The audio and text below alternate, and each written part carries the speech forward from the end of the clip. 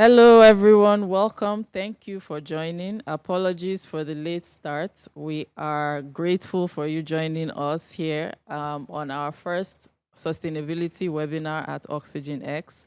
If you are new to the page, Oxygen X is a financial services company that is changing the way Africans use credit. So if you want to learn more about us, visit our website www.oxygenx.africa, or if you just want to hang out on our page, that's fine. But let's get to it. I know we're starting late, so we need to get this going as quickly as possible. I'm so excited because we have an expert on the call here, like a real, true expert in sustainability, climate change initiatives, someone that has been walking the walk for years about the environment. And we have a lot of people on this live stream now who may be thinking, why is a financial services business interested in sustainability? Why are you talking about the environment? Because it's important for every business, for everyone. If we want to save this planet, all of us need to take action. So that's why we at OxygenX are very passionate about sustainability, and why we're so excited to partner with Jomo Climate Change Initiative, who are our partners on this webinar today. We have the co-founder of Jomo Climate Change Initiative. That is our expert, our honored guest, our august visitor here on the live stream. Her name is Mosope Kesha. She is, as I said, the co-founder of Jomo Climate Change Initiative, which is a non-profit that is focused on driving sustainability and climate education among the younger generation and taking action for the environment. So Mosope, like I've said this many times that she's an expert. There's a reason. I want to read out her accolades for a second here. Just give me some time because it's a long list of achievements. She is a renewable energy professional. Her background is in carbon analysis and sustainability strategy. Like I've said, she's the co-founder of Jomo Climate Change Initiative. She also holds a bachelor's degree in chemical engineering from the University of Lagos in Nigeria, and a master's degree in environmental management from Cranfield University in the UK. She started out her career with the Lagos State Environmental Protection Agency, and that's where she got her passion for interest in driving climate solutions and advocacy. And she continues to do that till now. And I am so glad that she took the time out of her busy schedule to join us on this call. Mosope, thank you so much for joining us and welcome to the call. Please, I know you don't have a lot of time, so I'm just going to hand it over to you to get us started on this conversation here. What are we talking about? Why are we talking about sustainable business practices? How is it possible that a business can balance profitability with sustainable business practices? Please grace us with your wisdom. Over to you, Mosope. But yeah, like I was saying, businesses have now decided, a lot of businesses, the whole world in itself has now shifted in what we define as, a good business. And that focuses mainly on sustainability now. And we can all see that there are three pillars of sustainability. Some people call them the people, the planet, and profit. Some people call them the environmental, the social, and the economic arms of sustainability. And some others refer to it as the triple bottom line, TBL. I just saw, sorry, one of my colleagues is coming in. So yeah, so the triple bottom line, where it addresses different pillars of metrics that are used to measure what a business should be based on. And that includes, the environment, that includes the society, and that also includes, economic prosperity or profitability. So basically, businesses are saying that they can thrive, have positive impact on people without necessarily harming the environment, and as well as, harming communities, making sure that there's a positive impact in the community. So, and I know our topic of today is mainly focused on environmental sustainability, which touches on, minimizing harm to the environment and some others focus on social sustainability, which looks at fair treatment of workers, of stakeholders, of employees, of communities. And then we have the economic sustainability as well, which tries to maintain profit for businesses. And I could quickly also just touch on, the current environmental challenges we're facing in the world. I'm sure a lot of us have heard the buzzwords. I mean, they're not just buzzwords, but people use them. We refer to them a lot when we talk about environmental damage or degradation.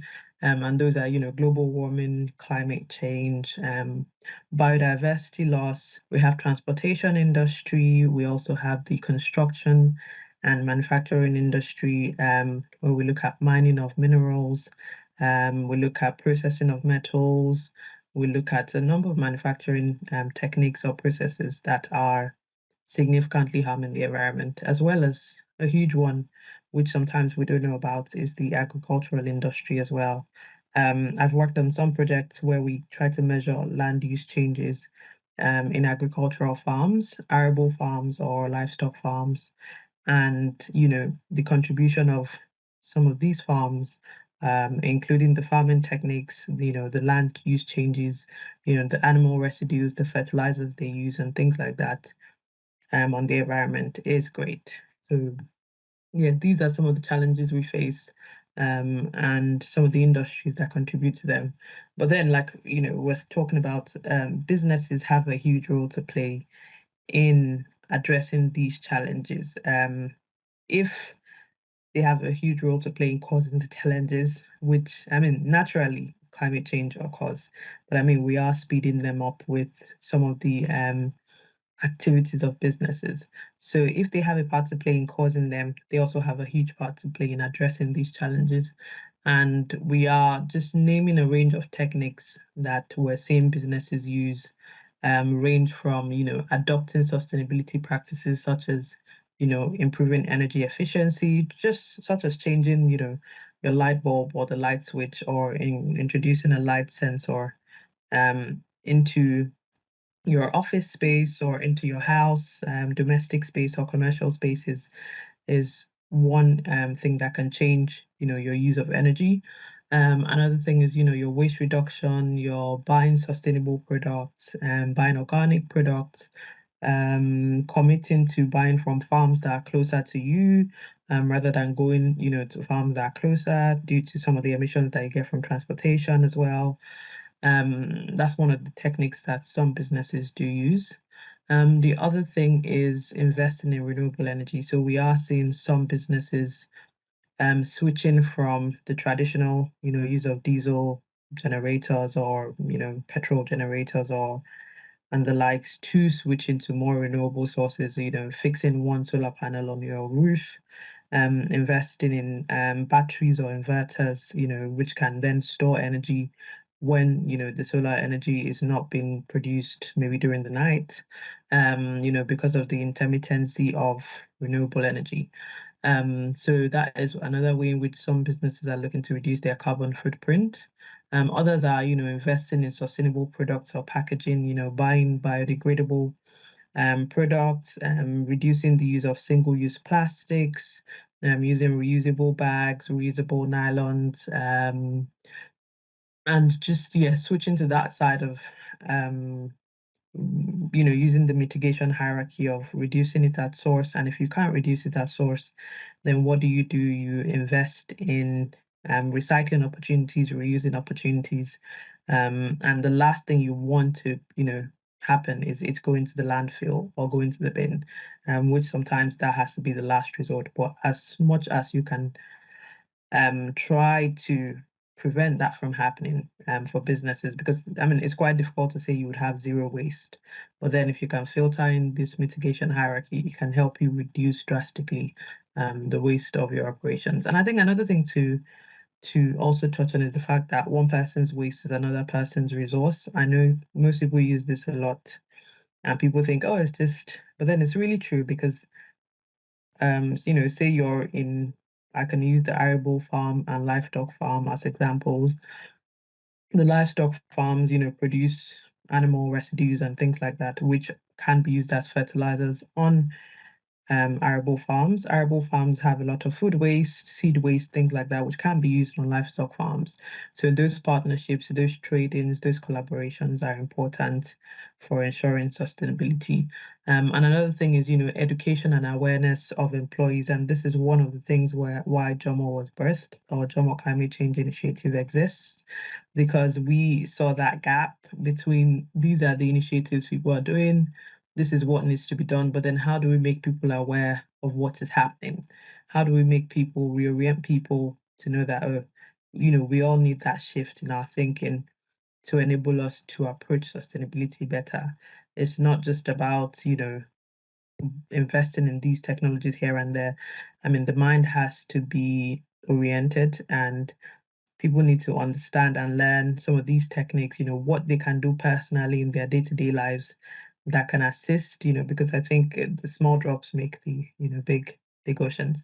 So definitely the advocacy and educating employees and customers as well is also extremely important in our practices of sustainability as a business, as well as collaborating with, other agencies, other organizations, other people similar to us who are also doing the same things or the same way. I just wanted to ask, I don't know if Shegun is on the call. I don't know if you can hear me, Shegun,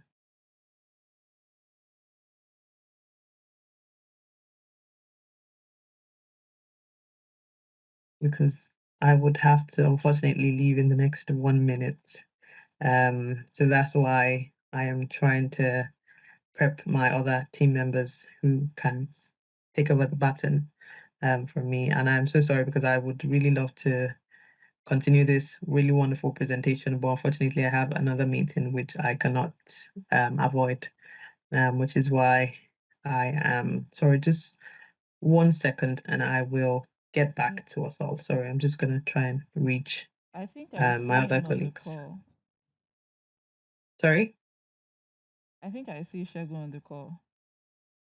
Okay, yeah, I can see him as well, but I just can't, if he's speaking or anything, I just can't hear. So I'm going to try and reach him and then come back here now. Just 1 second. Okay, so while we wait for Shego to come back online, we are going to be taking questions. So we have Shegun still on the call, even though Mosope has to leave. He will be able to answer any questions you have about making your business profitable while remaining sustainable. So write your questions in the chat and we will get to them as soon as possible.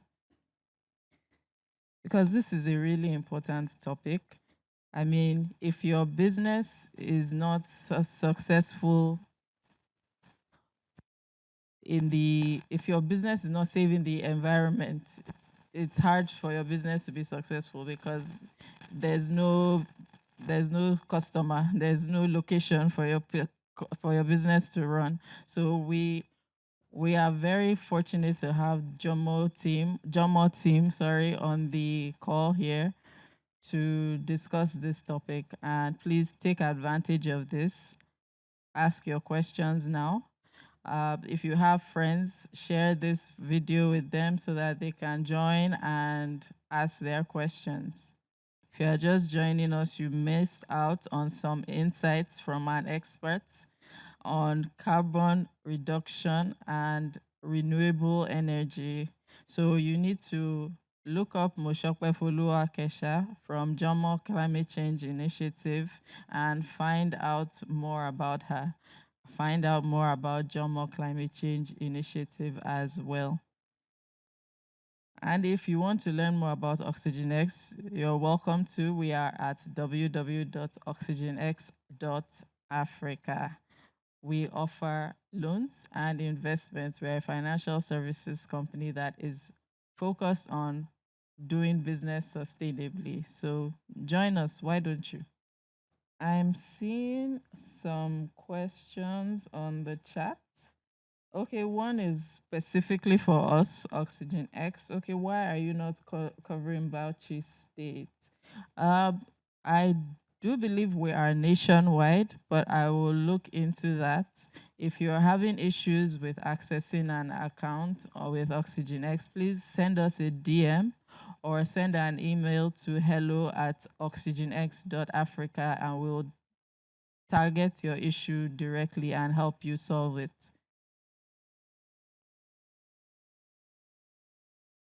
So again, if you have your questions about running a business profitably and sustainably, drop them in the chat. If not, we can wait to hear from the Jomo Climate Change Initiative team. We started a bit late, so we will allow you to get back to your days. And if there are no questions, we can end the video now. I'm still waiting. I'll give like 5 minutes for anybody who is still thinking of their questions to drop them. But so far, I don't see any other question. But Aslan E, please send us a DM to find out why we are not able to access your accounts in Bauchi State. Thank you once again, everyone, for joining. Enjoy the rest of your day. And remember, we only have one planet, so keep working to make it survive, because a planet that survives is a planet that is good for business. Thank Definitely, you. totally agree with you. Thank you for joining. Hi, Mosope. Thank you so much. Hi, good afternoon. Sorry, I was just confirming with the team on, confirming with the team to see who's. Sorry, there's an echo. Hold on. Yes, no, I'll just say that I just had to quickly come back here because I was confirming with the team on taking over and things like that. But I think if anything, like you said, maybe we can end the session, and maybe we can, we're looking forward to more of this. We can have another one of this in the coming time, where oh, sorry, just 1 second. I'm thinking the team is saying we can continue.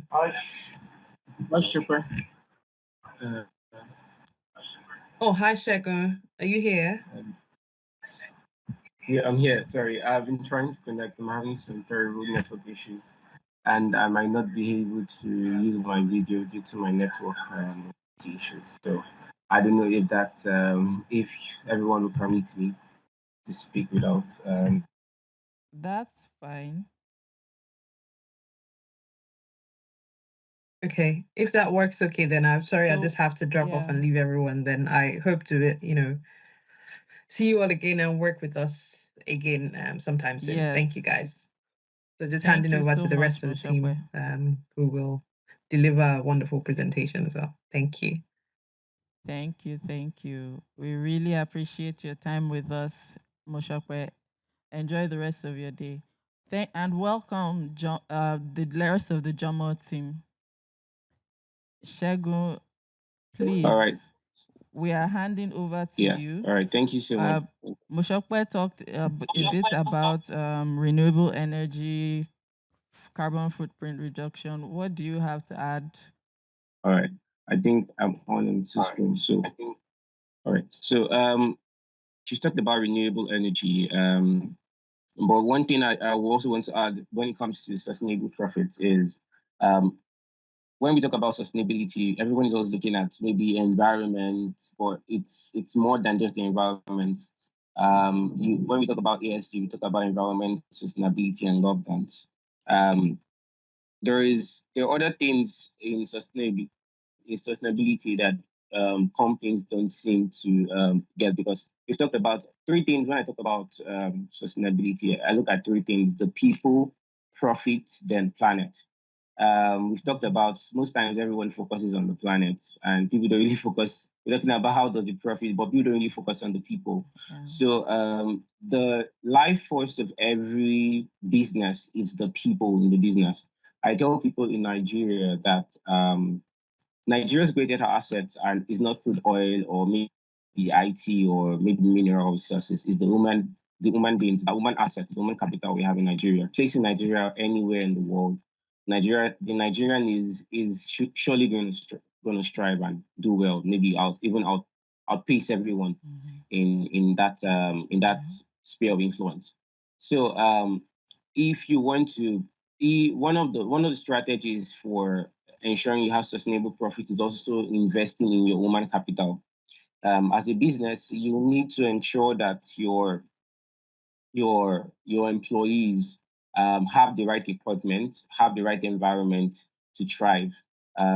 If you want to make sustainable profits, your team members, which are your employees, must be able to own the vision of the company and also feel like they have a share. And this is what they don't just show up to work every day and they feel like, oh,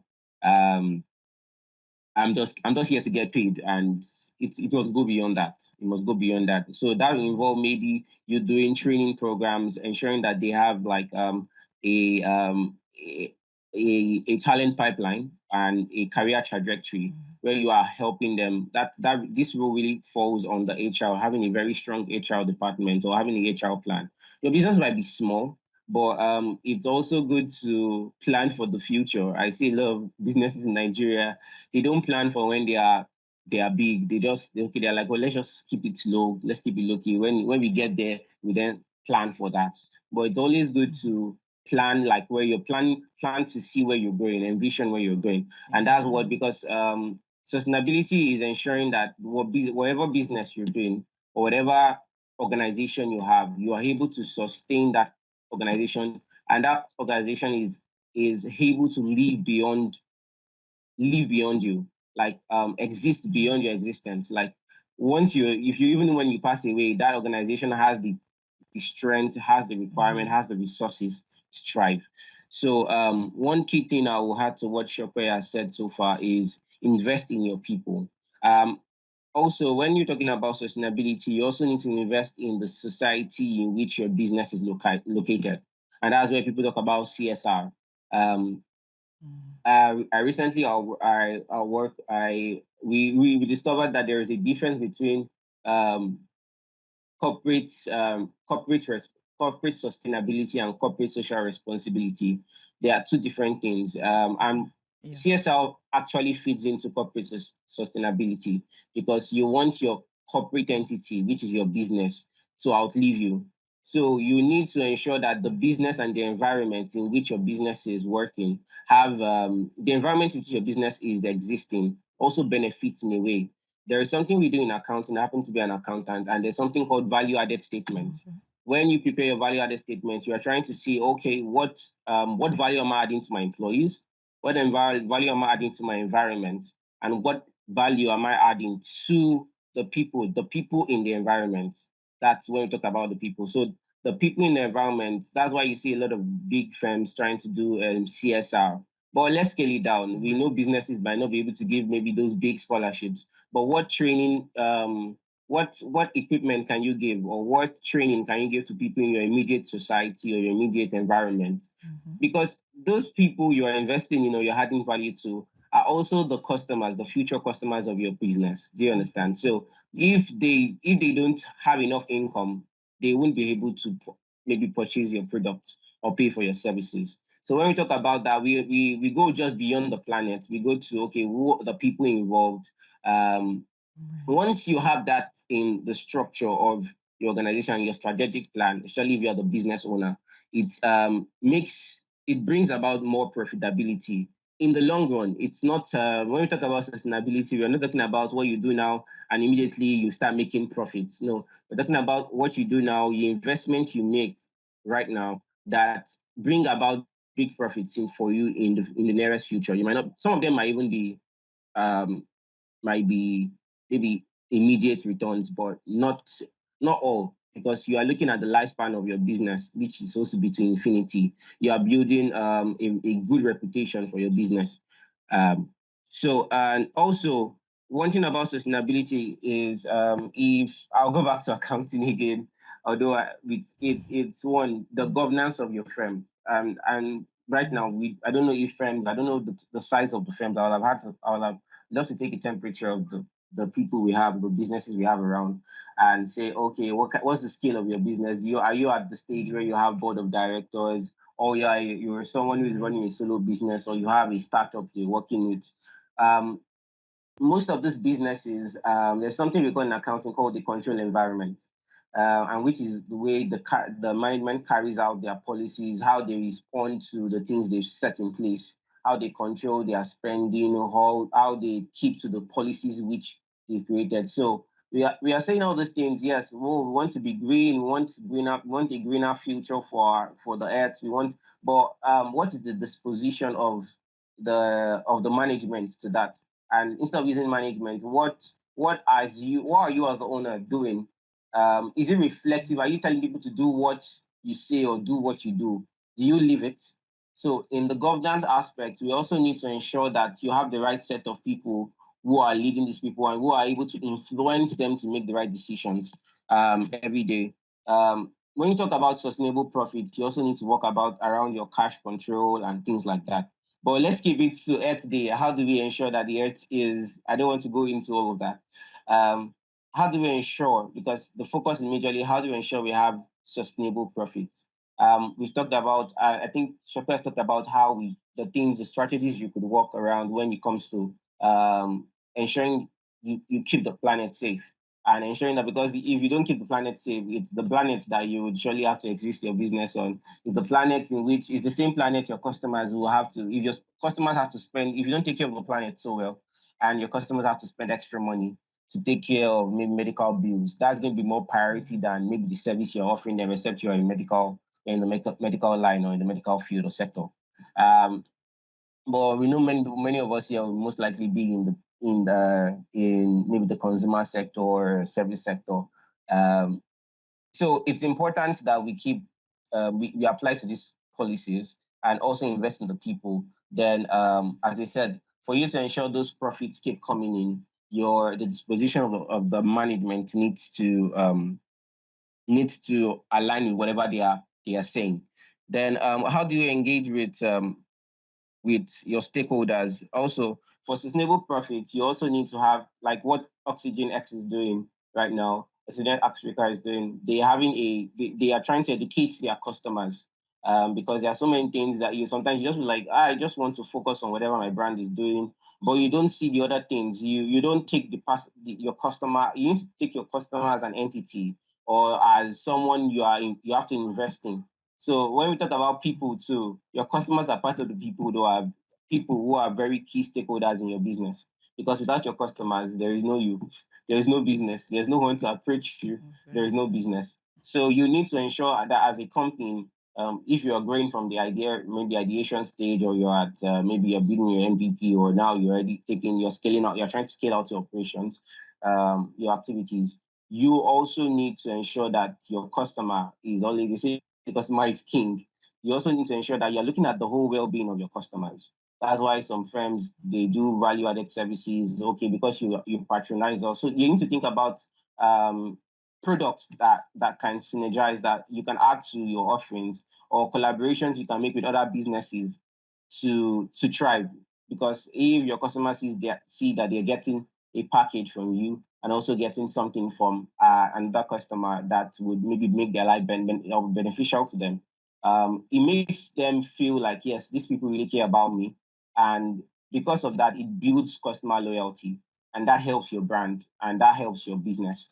And that makes your business sustainable, because once you have loyal customers, even when there are fluctuations in price or price wars, you still see them stay with you. Say, because I like this brand, they really care about me.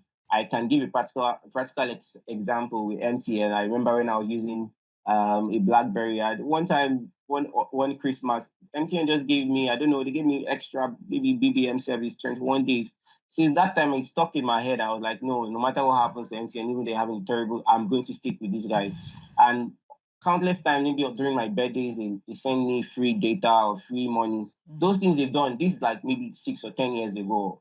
I still remember those things, and that still builds my loyalty. So that has ensured that in the future, they are still going to get my service, or I'm going to patronize them.